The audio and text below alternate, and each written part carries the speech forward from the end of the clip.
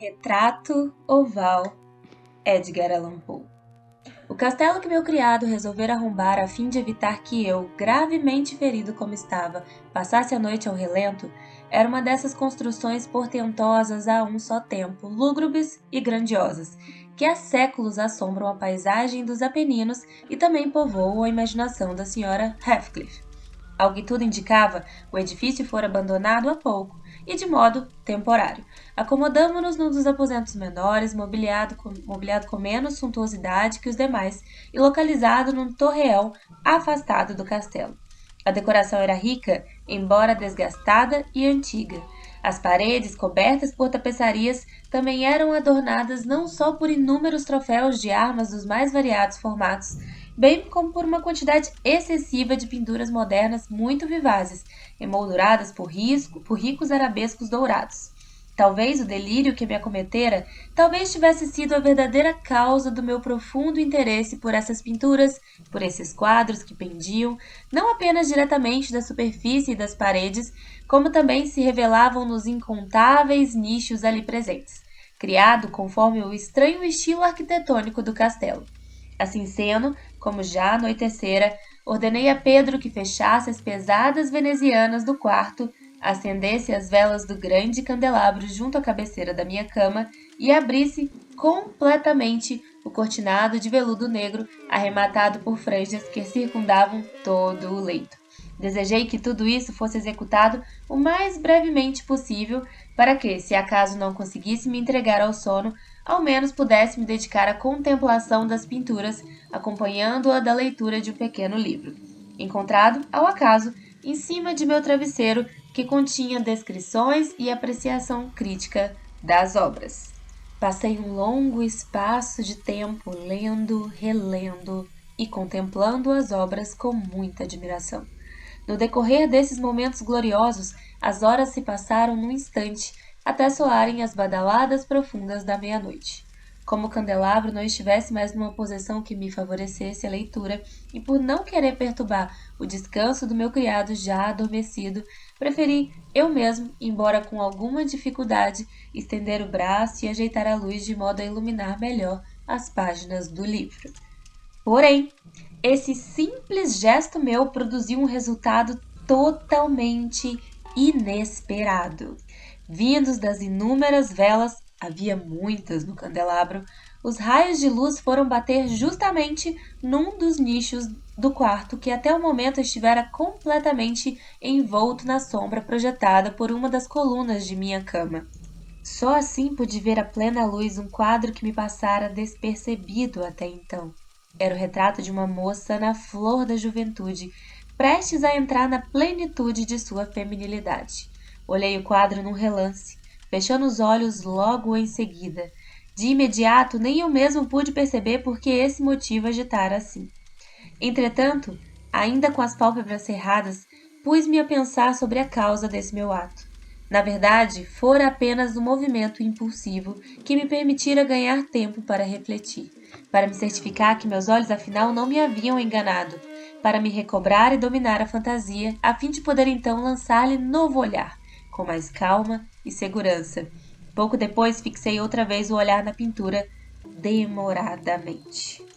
Dessa vez não havia a menor dúvida de que não estivesse enxergando direito, pois aquele primeiro momento em que a luz das velas incindira sobre a tela servira para dissipar-me de uma vez o vago estupor que começara a entorpecer-me os sentidos, despertando-me completamente para a realidade ao meu redor.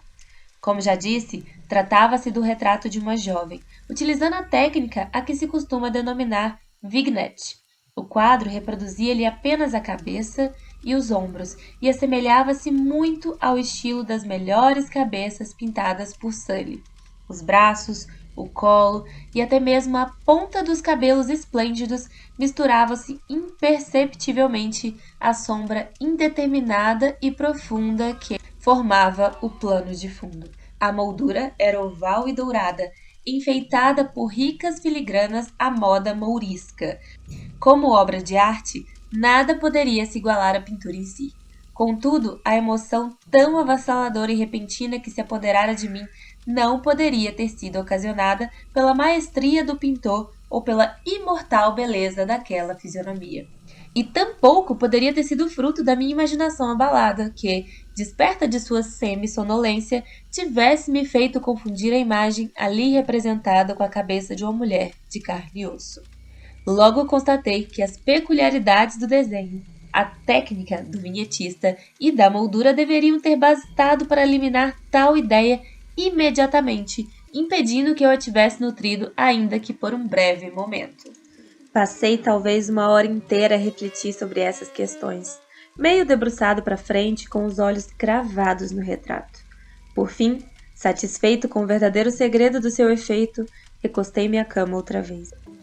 Descobri que a mágica da pintura residia na absoluta verossimilhança daquela expressão que inicialmente me sobressaltara, para enfim me confundir, dominar e aterrorizar. Foi com profundo temor e reverência que recoloquei o candelabro na posição anterior. Uma vez que o motivo da minha profunda inquietação estava assim fora do meu campo visual, passei a examinar avidamente o livro que tratava dessas pinturas e de seu histórico. Depois de folheá-lo rapidamente até encontrar o número referente ao retrato oval, procedi à leitura do texto curioso e fantástico que transcrevo a seguir. Era uma jovem de rara beleza, cheia de encantos e alegria. Infeliz a hora em que encontrou o pintor, apaixonou-se e com ele se casou.